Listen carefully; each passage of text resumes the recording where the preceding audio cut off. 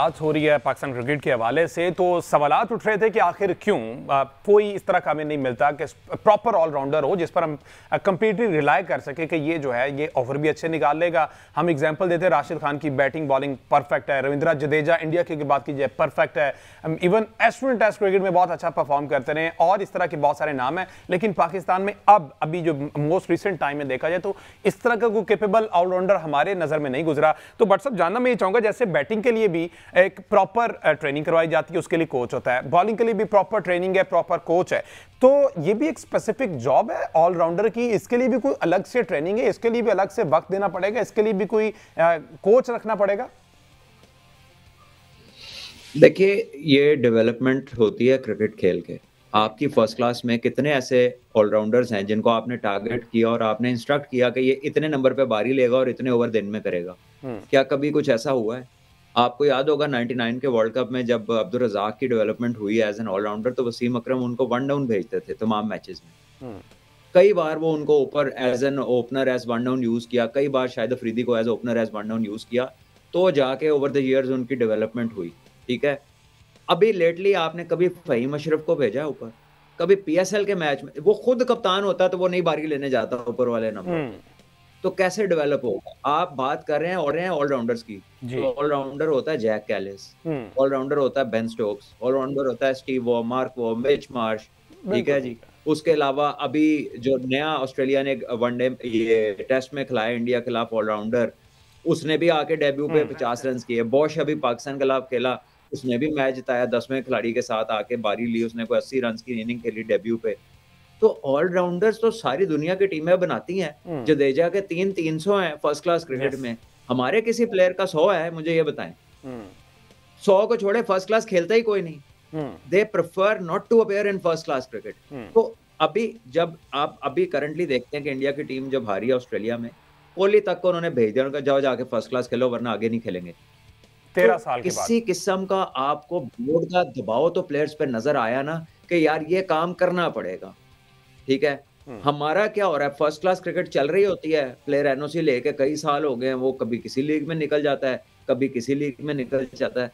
तो for the cause जो आप ढूंढ रहे हैं उसके लिए तैयारी करने के कब हमने उसके लिए कोई स्पेशल अच्छा, बट अभी नकवी साहब काफी ज्यादा एक्टिव दिखाई दे रहे हैं, तो अब जो कैलेंडर ईयर है, ये कैलेंडर दिया गया है, ये एक रोड मैप है, क्लियर है, पता है किसने क्या खेलना है, तो आप समझते हैं अगर इस पर प्रॉपर अमल किया जाए तो ये पाकिस्तान क्रिकेट के हक में बेहतर हो सकता है?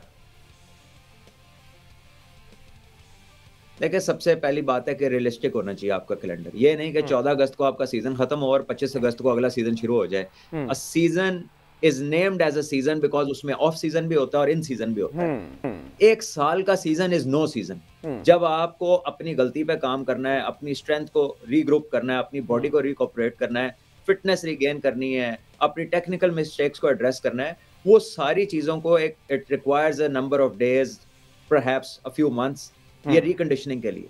आपका कौन सा टाइम है? आपका 1 अगस्त को सीजन शुरू हुआ था, अगली अगस्त में प्लान के मुताबिक वो खत्म होना है। अब हो सकता है कि उसको कट डाउन कर दें और 3 महीने जो गर्मियों के उसमें कोई कैंप लगा दें, वो जब अनाउंस होएगा तब देखा जाएगा। फॉर द मोमेंट अगस्त से लेकर आज बैठे जनवरी का एंड आ गया, अभी 1 हफ्ता आपकी प्रेसिडेंट्स ट्रॉफी चलनी है। So 6 months, sorry 5 months and then 2 months, 7 माह हो गए हैं आपके एक्टिव सीजन के अंदर, ठीक है? और फिर आपकी चैंपियंस ट्रॉफी है, चैंपियंस ट्रॉफी के आगे पीएसएल है और चैंपियन ट्रॉफी के खत्म होने के 2 दिन बाद आपकी टीम ने न्यूजीलैंड फ्लाई करना है 5 टी20 और 3 वनडे खेलने के लिए। आप मुझे बताएं, इस सारी स्केड्यूलिंग के अंदर कहाँ है वो टाइम जहाँ पे एक प्लेयर रिकूपरेट करेगा? कहाँ है वो प्लेयर जो प्लेयर डेवलप कर रहा हो फॉर अ सर्टेन कॉज, ठीक है? यहाँ तक के रोल्स आइडेंटिफाई जब किए जाते हैं ना, तो इमरान ताहिर को 1 सवा साल पहले पता था कि इंग्लैंड के वर्ल्ड कप में नया बॉल तैयारी जो है पूरी है। तो तैयारी के हवाले से जो ना आके पहले मैं आपसे जान लेता हूँ, जिस तरह से भी ये सारी बातें भाई साहब ने की है, क्या सिर्फ आजकल सारा का सारा पिछले 4-5 महीनों में सारा का सारा जोर जो है वो स्टेडियम्स पे है या फिर एक टीम इस पर वर्किंग कर रही है? देखें, डायरेक्टर डोमेस्टिक इस पे काम कर रहे हैं। ऑब्वियसली हमारा इस वक्त स्ट्राइक फोर्स भी चल रहा है, जो कैंप चल रहा है नेशनल क्रिकेट अकेडमी में, जिसको लीड अब्दुल रज़ाक कर रहे हैं। तो मुख्तलिफ कैटेगरीज में अज़हर अली को अंडर यूथ का जो है डेवलपमेंट प्रोग्राम का डायरेक्टर बनाया गया है। तो काम हो रहे हैं। ऑब्वियसली इतने छोटे लेवल से जब आप काम करेंगे और छोटे बच्चों पे काम करेंगे या प्लेयर्स पे काम करेंगे, उसका रिजल्ट आपको फ़ौरन तो ऑब्वियसली नहीं मिलेगा। कुछ अरसे बाद आपको रिजल्ट नज़र आएंगे, तो उसमें हम देख सकते हैं कि रिजल्ट का सिनेरियो क्या होगा, क्या जो है ये इस वक्त जो पौधा बीज लगाया जा रहा है, क्या ये पौधा आने वाले 2-3 सालों में या आपके 5-6 सालों में आपको अच्छे दरख्त दे सकेगा, अच्छा फल दे सकेगा, तो वो आने वाले वक्त में बताएगा। तो अभी ग्राउंड बेस पे काम हो रहा है, लेकिन उस तरह काम नहीं हो रहा जिस तरह का काम होना चाहिए। अभी सलमान भाई ने जिस तरह पूरी डिटेल्ड बात बताई कि हमारे पास टाइम ही नहीं है, हमारी जो विंडोज़ हैं वो ऐसे मीट ही नहीं करती प्लेयर्स को कि वो इस तरह के कामों में जो है इंडल्ज हो सकें। जैसे ही जो है आपका डोमेस्टिक शुरू होता है तो कई प्लेयर्स एनओसी लेके जो है बाहर चले जाते हैं, फिर अगर उनको एनओसी ना दिया जाए तो फिर मामला भी आपको पता है कि ज़रा ख़राब होते हैं। फिर प्लेयर्स खुद भी जो है वो डोमेस्टिक की तरफ नहीं आना चाहते, उनकी पर्सनल विश भी होती है कि वो डोमेस्टिक की तरफ ज़रा ना ही आए तो ज़्यादा बेहतर है। तो ये आपका टाइम भी निकालना पड़ेगा और इसको सारा जो है गैप देखना पड़ेगा, इस गैप को हमने कैसे फिल करना है। तो बेसिकली काम हो रहा है, जिस तरह अभी भी ट्रायल्स हो रहे हैं पाकिस्तान अंडर 13 के, अंडर 15 के, तो ये आने वाले दिनों में होपफुली हमें कुछ अच्छे रिजल्ट देखने को मिलेंगे। जी अहमद। अच्छा, इसमें एक और फैक्टर भी शायद कहीं ना कहीं जो है वैल्यू ऐड कर रहा होता है, और वो ये होता है कि जो फ़र्द बैठा हुआ है हेल्म ऑफ अफेयर्स के ऊपर जो उन मामलात को चला रहा है, उसका अपना एटीट्यूड टूवर्ड्स द गेम वो किस तरह का है। और मेरा ख्याल है कि मोहसिन नकवी साहब अब चूंकि 1-1.5 साल हो चुका है पाकिस्तान क्रिकेट बोर्ड के, उन्हें कमान संभाली हुई है, तो शायद इस बात को भी असेस करना चाहिए कि मोहसिन नकवी साहब बतौर चेयरमैन क्रिकेट बोर्ड, उनका जो एटीट्यूड है टूवर्ड्स गेम वो किस तरह का है, वो उसमें कितना इन्फ्लुएंस कर सकते हैं। इस पर मैं चाहूँगा कि आकिब भाई, चूँकि उनकी प्रेस कॉन्फ्रेंस भी कवर करते रहते हैं, मीडिया हैंडलिंग को भी देखते रहते हैं, और भट्ट साहब भी चूँकि खबरों से आगाह रहते हैं, तो मैं चाहूँगा कि इसके ऊपर भी ज़रा कमेंट करें कि ये फैक्टर किस कदर जो है वो फैसला कुन साबित होता है इन चीज़ों के अंदर। देखिए, मोहसिन नकवी साहब की जहाँ इन पर्सन अगर मैं आपको बात बताऊँ, उनकी कोशिश होती है कि वो सारी चीज़ें अपने पास नहीं रखते। हाँ, फाइनल डिसीजन उनके थ्रू ही होता है, जिस तरह उनकी प्रेस कॉन्फ्रेंस में वो काफ़ी दफ़ा बता चुके हैं कि उन्होंने मुख्तलिफ कैटेगरीज में आपको डिवाइड किया हुआ है। कैप्टन्स की रिस्पॉन्सिबिलिटी अलग है, कोचेस की अलग है, फिर डायरेक्टर डोमेस्टिक अलग है, आप जूनियर की अलग है, कैंप की अलग है। तो ये उनकी जो प्रायोरिटीज है वो डिफाइन करती हैं। एग्जाम्पल यही है, आपका जो कैंप है जो फोर्स का, उसका अब्दुल रज़ाक को दिया हुआ है, जूनियर आपने अजहर अली को दिया हुआ है। डायरेक्टर डोमेस्टिक जो हैं वो डोमेस्टिक के मामलात को देखते हैं, आल्दो के वो डोमेस्टिक के मामलात को सही देखते हैं, गलत देखते हैं, ये एक अलग डिबेट है, लेकिन वो सारी चीज़ें उधर देख रहे हैं। ये सारे कंपाइल रिपोर्ट करके जो है चेयरमैन पीसीबी को दी जाती है, फिर चेयरमैन पीसीबी खुद देख के इसको फाइनलाइज करते हैं। ऑब्वियसली वो नीचे आके खुद तो नहीं करेंगे। यही मैं भट्ट साहब से जानना चाहूंगा, जिस तरह से भट्ट साहब अभी आकिब ने कहा कि वो खुद देखते हैं। मैनेजरियल लेवल पे तो बिल्कुल ठीक है, वो अच्छा काम कर रहे हैं, मैनेज बहुत अच्छे तरीके से कर रहे हैं, बॉस हैं, लेकिन क्रिकेट को समझने के लिए उनको दोबारा किन लोगों के पास जाना पड़ता है? ये जो कहते हैं फाइनल सिग्नेचर जो नकवी साहब के होंगे, लेकिन वो किसी ना किसी से मशवरा तो करेंगे ना, तो वो चेहरे कौन से इंपॉर्टेंट चेहरे तो फिर वो हुए ना जिनसे वो मशवरा करते हैं। I think it's not easy for somebody who has not played the game. So he has to rely on information. उन्होंने जाहिर है किसी ना किसी से मशवरा करना है, किसी ना किसी पे डिपेंड करना है कि यार ये जो बता रहा है ना ये ठीक होगा। सो इट डिपेंड्स कि वो किसको ट्रस्ट करते हैं, किसकी बात मानते हैं, किससे इन्फ्लुएंस होते हैं। ठीक है, you can not expect him to tell कि बैट्समैन की गलती क्या है, बॉलर की गलती क्या है, या टीम ये करती तो जीत लेती। ठीक है, he is a layman to cricket, but yes he is very efficient administratively. काम कराना, किसको लगाना है, किस ज़हन के लोग होने चाहिए, कौन कहाँ पे तैनात होना चाहिए, ये चीज़ें आप उनसे एक्सपेक्ट कर सकते हैं। लेकिन जो टेक्निकल या टैक्टिकल काम है वो तो एक्सपर्ट का काम है। अब जो एक्सपर्ट्स उन जगह पर है, लेट्स से कि मेंटोर्स को 150 लड़का मिलना है, वो 150 लड़के का जो ब्रैकेट जिसने क्रिएट करना है वो बंदा कौन है, जिसने वो 150 की आउटलाइनिंग करनी है कि जी इसके अंदर से हो सकता है, वो लोग कौन है। I think we should know those people कि जो की डिसीजन मेकर्स हैं। द प्रॉब्लम लाइज जब आपको ये नहीं पता होता, आप पूछते हैं किसने डिसीजन लिया, कमेटी ने डिसीजन लिया है। तो भाई कमेटी क्या है? You need to know the people, ठीक है, जो ओन करे अपने डिसीजंस को। फिर अच्छा करते हैं तो भाई उनके लिए ताली बजाओ, उनको अप्रिशिएट करो, उनको रिवॉर्ड करो। और अगर अच्छा नहीं करते हैं तो चेंज, फिर किसी और को बुलाओ, फिर एफिशिएंट लोगों की तरफ देखो कि और किस तरह एफिशिएंसी बढ़ाई जा सकती है। So you need to know the key positions कि डोमेस्टिक में क्या हो रहा है, कौन इसका रिस्पॉन्सिबल है, इंटरनेशनल में क्या हो रहा है, कौन रिस्पॉन्सिबल है, सिलेक्शन में क्या हो रहा है, कौन रिस्पॉन्सिबल है। You need to know people and organisations जो रिस्पॉन्सिबल हों फॉर सर्टेन वर्क। लेकिन जब आपको जवाब नहीं मिलता, बंदे का पता नहीं लगता कि कौन किस काम को अंजाम दे रहा है फाइनली, ठीक है, जब कोई ओनरशिप नहीं लेता काम की, फिर मसले आते हैं। फिर आप एक वो कहते हैं स्केप गोटिंग होती है, ऐसे पा दो, चलो खराबी हुई है, ये दो बंदे हैं, ये बोल नहीं सकते, इन पर डाल दो, जो दूसरा बंदा उन्हें बचा लो।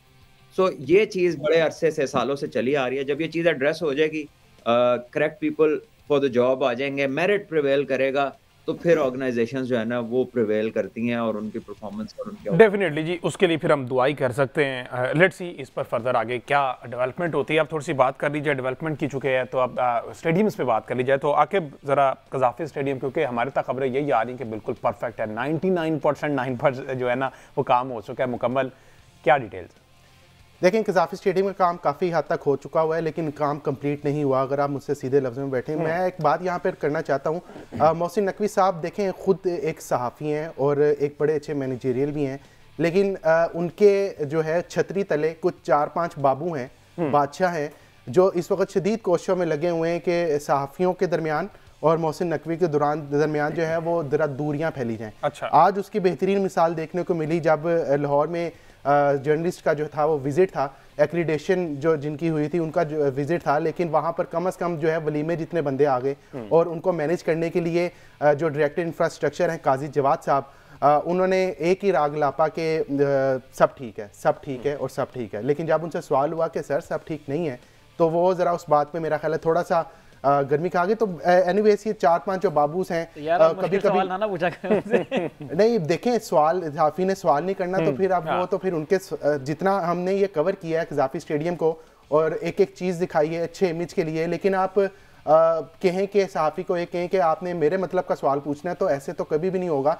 कई लोग ऐसे नीचे डायरेक्टर्स बैठे हुए हैं जिनकी तनख्वाहें 8 लाख थी, वो नाराज होकर साइड पे हो गए, ब्लैकमेल करके उन्होंने अपनी तनख्वाहें 16 लाख कर ली। अच्छा। तो 4-5 बाबूस नीचे बैठे हुए हैं जो मीडिया हैंडलर्स, जिसको आप कह सकते हैं कि मीडिया को सही तरह हैंडल भी नहीं करना आता, हल्का सा प्रेशर उन पे पड़ता है एक मीडिया की तरफ से, तो उसको ऑब्लाइज करने के लिए कहीं ना कहीं जाके वो कर देते हैं। जो उनके साथ अच्छे तरीके से चलते हैं वो उनके साथ बुरे तरीके से चलते हैं। तो नकवी साहब को ये चीज़ें लाजमी देखनी चाहिए कि उनकी छतरी के नीचे जो है वो क्या कुछ हो रहा है, क्योंकि नकवी साहब जब खुद आते हैं तब इस तरह का फस कभी क्रिएट नहीं होता, पूरे स्टेडियम का विजिट करवाया जाता है। और आज तक जितने भी जर्नलिस्ट हैं उन्होंने हमेशा अच्छी और पॉजिटिव चीज़ें दिखाई हैं कज़ाफ़ी स्टेडियम को, क्योंकि वो इस प्रोजेक्ट को पीसीबी का प्रोजेक्ट नहीं समझते, ना हमारा अपना ये प्रोजेक्ट है, वो ये प्रोजेक्ट जो है पाकिस्तान का प्रोजेक्ट है और हमेशा पाकिस्तान की ही बात होती है। तो अगर जब आप पाकिस्तान की बात करने वाले के साथ इस तरह की बातचीत करेंगे, आउट ऑफ द बॉक्स किसी को अंदर घुसा लेंगे, अब ये अंदर घुसाने वाली बात भी जो है मामला भी लंबे हैं कि आप अपने फेवरेटिज्म को अंदर बुला लेंगे और किसी को नहीं बुलाएंगे,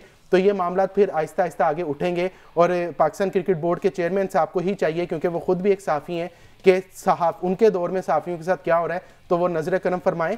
चैंपियंस ट्रॉफी ऑब्वियसली जो आज काजी जवाद साहब ने कहा है, सीधे लफ्जों में बताऊं, उन्होंने कहा है कि जी 8 फरवरी से पहले कंप्लीट हो जाएगी। अब 8 फरवरी से पहले उन्होंने 3 किस्म की डेडलाइन दी, हम 3 किस्म की डेडलाइन पे उसको डिफेंड करते रहे, उसको डिफेंड करते रहे, उसको डिफेंड करते रहे। सबको पता है 8 फरवरी से पहले ऑब्वियसली होगी। 7 फरवरी को वज़ीर आज़म शहबाज शरीफ साहब भी आ रहे हैं, जो वहाँ पर वर्कर्स हैं उनके एजाज़ में जो है वो खाना भी दिया जाएगा। फिर एक इफ्तिताही तकरीब भी रखने का प्लान है पाकिस्तान क्रिकेट बोर्ड की तरफ से। तो एक state of the art stadium बन रहा है। कीमतें भी जो हैं, जो एक आज पूरा स्टेडियम में फिरा 1000 वाली जो कीमत है, जो टिकट है, उसका व्यू भी बिल्कुल उस तरह का है जिसका 15,000 वाली का। आल्दो कि अभी भी कोरियर कंपनी पे जो है वो टिकट्स पड़ी हैं, तो इस प्लेटफॉर्म से हम रिक्वेस्ट ये कर रहे हैं फैंस को, जो लोग टिकटें मांग रहे हैं, कि जल्दी से जाके टिकटें बुक करवा लें, वरना बाद में आपको टीवी पे देखना पड़ेगा मैच। 2 इनक्लोयर्स का इजाफा किया है, जिसमें माजिद खान इनक्लोयर, जहीर अब्बास इनक्लोयर है। ये पहले सबसे सस्ती टिकटें होती थी जो स्क्रीन के पीछे होती थी, अब ये सबसे महंगी टिकट्स हैं। 20,000 रुपए की टिकट है। क्यों?